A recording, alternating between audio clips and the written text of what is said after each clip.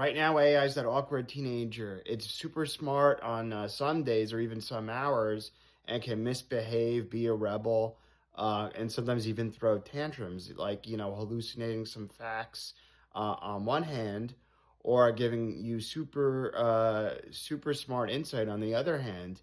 However, in the next 24 months, it'll be crucial in our race to artificial general intelligence, according to Dario Amadei's essay, "The Adolescence of Technology." This article he wrote that their AI is very strong. There's a lot of benefits of it. We're going to see it in longevity. We're going to see it in discovering drugs. We're going to see it in climate science, and a lot of scientific breakthroughs will be given to us by AI. But that doesn't mean there won't be risks.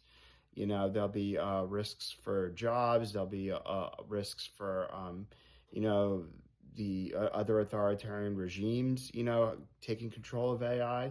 So there's a lot of risks right now with AI, and also fact checking. The next 2 years will be crucial, and it's important we get this right. But we shouldn't necessarily stifle the innovation either. We have to walk a tightrope. We have to thread the needle correctly. And in a way, the legislation set forth by the administration in terms of repealing some of the conflicting state by state regulations and going for almost a one size fits all federal regulation. If we do the one size fits all thing comprehensively and in a non confusing manner, that will be beneficial so that AI firms won't have to go through a confusing patchwork of state by state regulations. So we're certainly in the adolescent phase, but I'm pretty optimistic. I think AI is still a huge productivity enhancer. It'll lift a lot of people out of poverty.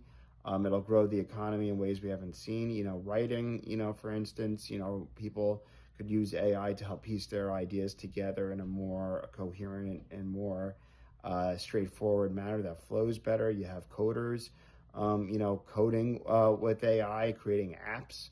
Dario Amodei admitted that, a lot of his software engineers haven't really coded much. They do sort of more vibe coding, and he even admitted that the software is almost improving itself. So, pretty much the AI making itself better. This is huge, and there's a lot of power for AI, and there's a lot of power for teenagers. We just got to make sure that we harness it in the correct way, and not give it the keys completely yet. You don't want to give a teenager keys to the car when they're 14 or 15 or really 16 yet. You want to give them the keys when they have their license. So I think we got to have some responsible regulation, but we don't want to stop our innovation either.